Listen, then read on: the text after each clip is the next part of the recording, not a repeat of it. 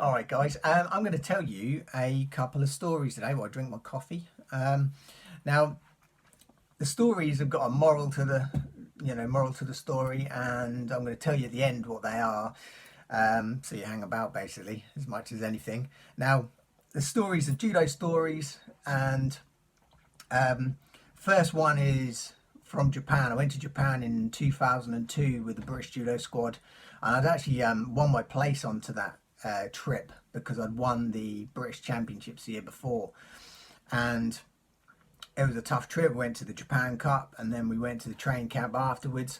And at the training camp, there's a couple of places that we went, but at this particular point, we were at the Tokai University, which is probably one of the hardest, or certainly the best quality place to train in the world, pretty much. And you've got hundreds of black belts, all world class. There are literally people on that mat who have won the Olympics, won the World Championships, and lots and lots and lots of people you don't even know or recognize who are also like world class players as well. So yeah, real super high quality. Now, during that training session, this particular training session that I'm thinking of, I was given a red belt to go out the front. Now, this is quite a standard part of the training in Japan, especially for foreigners going over there at training camps, and that is to have this time out the front with a red belt. Bearing in mind, everyone else in the whole building, other than the ones out the front, so there's a few out the front, and I was one of them. You're wearing a red belt. You're now a target. You're a marked man, and what it is, you basically do 10 lots of 6 minutes. So if you're good at your mathematics, you'll know that that's an hour, 1 hour out the front. And this isn't an hour against nobodies. This is an hour, like I said, against world level judo players. Every 6 minutes you've got someone new and fresh, and each time you're getting less and less, or you're less and less fresh and more tired each time you get a changeover. Now, mentally I was prepared for this. I'd heard about this practice many years before I went, and it's quite a standard thing that a lot of people go through, and I was mentally preparing myself for the whole trip, really, for this situation or this experience. Now, because I was mentally prepared, I actually fought brilliant. I fought really, really well, and bearing in mind the quality of the people who I was fighting, I got to, I think it was probably about 7th or 8th, maybe the 8th fight. I've been out there for a long time already, obviously tired, but I was just fighting really, really well, and it took me till about the 8th fight to even get caught, at all. And that was only like a small knockdown, and I eventually finished the 10, got to the end, and I felt so happy. I hadn't been launched all over the place, and I was really happy, really satisfied with my performance. So, come off, and took my belt off, went to get a drink, and straight away, Billy Cusack, who was the squad coach at the time, come over and he said, "Right, lads, just have this one off, and then get straight back in there." And straight away, I was like, "What?" And what had happened was I'd mentally prepared for the 10. What I hadn't prepared for was the bit that come after that. Now, I suppose I should have really known in a 3-hour session we were going to be doing more than that. Now, I didn't quite realise how soon we were going to be straight back on. So we had this one off, and then we were straight back in after that. And my very next fight was against the Japanese number 2, which Japanese number 2 is still somebody who's got the potential to win the World Championships, win the Olympic Games, if the number 1 gets injured, for example. So you've got a world level player. Now, I've been fighting people similar to that throughout my last hour, the 10, and I then fought this guy who literally gave me flying lessons for the next 6 minutes or however long it was, and I was literally, by the end, he literally was dragging me up off the floor and launching me again, dragging me up, launching me again, picking me up and launching me again, and it was quite embarrassing, to be perfectly honest. That was probably the biggest beating I took all the time I was in Japan, and this comes straight after, immediately after my brilliant performance in the 10. And that made me think, if I'd have been told that the Shark Tank, or whatever you want to call it, that's what sometimes what they refer to as, you know, a lineup, or where you do these fights one after the other. If we were told that we were going to have 11 6-minutes as opposed to 10, even without the break in between, I would have probably have done well in the 11th fight. But as it's turned out, the 11th fight was a disaster, and I got completely humiliated, if I'm perfectly honest. Okay, now the difference was, and the only difference could be, my mentality.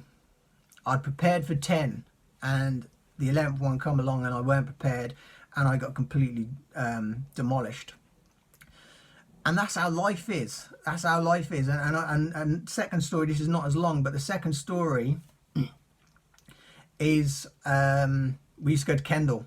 A lot of people who have done judo in this country will have heard of the Kendall trips and the Kendall experience, if you like. And again, one of the hardest places, or it certainly was when I was training, one of the hardest places in the country to train. And one of the things that they used to do quite often, which I got to know after a while, but was really, really beneficial, was if you'd go for a run, you'd be doing, you know, you'd be running with logs, you'd be doing Barney Rubbles, which is like you're training with these rocks and running with rocks and all sorts of circuit type movements, you know, press ups, sit ups, and you'd be getting in the mud and you'd be in and out of water and stuff like that. And we'd get back in the van and they'd say, okay, well done guys, okay, we'll head back to the club now, you get some food, and then we'll be on the mat this afternoon, wherever it might have been. And then they'd start the engine, they'd maybe drive 10 meters up the road, and then it's turn the engine off. Right, everyone out, okay. And then they'd walk you over to a bridge, and they'd jump, you'd have to jump off this bridge and then do some swimming, and it would all start again. And that was the same thing. It was the same thing as the Japan experience. For me at that time, because I was only quite young when we used to do stuff like that, it used to break me every time. It used to be like, oh, just like, you know, I'd be doing well, and then like we'd get out and do this next bit, and I'd struggle. And, you know, that's what they do in the military. They do that as part of the basic training, and part of the, like, you know, special forces training and stuff like that, where they constantly make you believe that it's over, that you're finished for the day or whatever it might be, and then they'll give you, then they'll give you the real training, and that's to make you mentally stronger. And life's like that, and sometimes life, you know, that isn't done intentionally for, you know, training, exercise or anything. That's sometimes just how life is. And I done a video, as my last video actually, called Scars. You might want to go back and have a look at that if you haven't done so already. And I was basically in the video showing you my scars that have affected my life, my physical scars, and, you know, how they did affect me. And one of them, you know, involved, well, a couple of them really, but one of them mainly involved a 5-week hospital stay.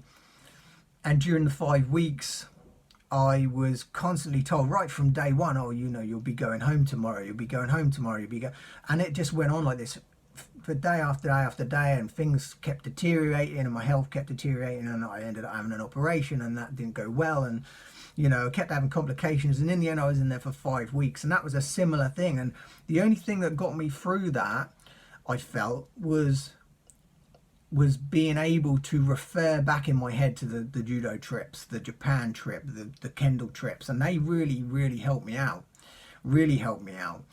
and I don't think I would have been able to cope with that hospital stay as well as I did without that training. So the moral of the story, which I said I'd tell you about at the end, is if bad things happen in your life, if things go wrong, yeah, it could be small things like the car breakdown, or you get a leak in the house, or whatever it might be, look at them as good things, look at them as things that can help you, because next time bad things happen, you think, oh well, you know, it's not as bad as that, or not as bad as this. But when there's something really bad, if you've got a health issue, somebody dies, something that really bad happens, something that is really even life-changing to an extent, you can really use that later on. So any time that you get something which really affects you and is bad, as soon as possible. Of course, it's going to affect you mentally at the time, and you're going to think, oh, I'm so unlucky, and and you're going to be upset about it and sad. But as soon as you can, you've got to try and flip that around and think, yeah, I can use this. I can use this to my advantage. I'm going to use this to help me later on. And quite often you can. So it could be something as bad as a death of a close family member. And every single time something comes up which is difficult and hard and like a pandemic, for example, it's like, well, that's not difficult. It's easy. It's easy compared to that. It's not hard compared to that. It's not, I've been through worse. And when you can always refer back to those things that were worse, things are a little bit easier. And I'm reading a book at the moment called Limitless, by Jim Quick. Brilliant book. I've only really just got into it, but it's really good. But he says in there, there's evidence to prove nowadays that people who have it harder, when they're being brought up, the better they do later on in life, the more successful they tend to be. So we can never use them things as excuses anymore, because you've actually got an advantage. And the same as this, if bad things happen, treat it as a good thing, as bad as it sounds. So I never now, as bad as it is at the time, whenever something bad happens to me now, I actually really embrace it to a certain extent. I'm actually grateful for it a lot of the time, however bad it is at the time. And I'm kind of like, yeah, this is going to help me. This is going to help me grow. This is going to help me find the next thing easier. And that's why I'm always going to be happy, because a lot of people may sort of see me do these things, the happiness channel, the happiness book, which is available on Amazon. Okay, now you might think, oh well, that's all right for you. You're happy because you've got a nice family, you've got a job you enjoy. Of course, you're going to be happy. Everything's going right for you. Well, it's not the case. I am happy. You're right. I am happy, and I've had quite an easy upbringing, and probably because of that and those fortunate things are actually the things that have probably held me back most in my life. And I think nowadays, when bad things happen, not that I want bad things to happen, but when they do happen, straight away, more or less, I'm like, yeah, good, because I can use this to help me later. And because of that, I'm never gonna be unhappy, never, because anytime bad things happen, which would normally, a lot of people would think that's gonna make you unhappy, for me, actually, I can use it to be happier later. So nothing can ever be bad enough to make me unhappy, and that's why I'll always be happy. And hopefully you can do something similar. Okay, so hopefully you enjoyed the stories, enjoyed the message. I'm enjoying my coffee. Lovely coffee made by my boy Josh. And if you like what we're talking about on the channel, please subscribe. Please give the videos a thumbs up. And hopefully see you again on another video. Cheers, guys.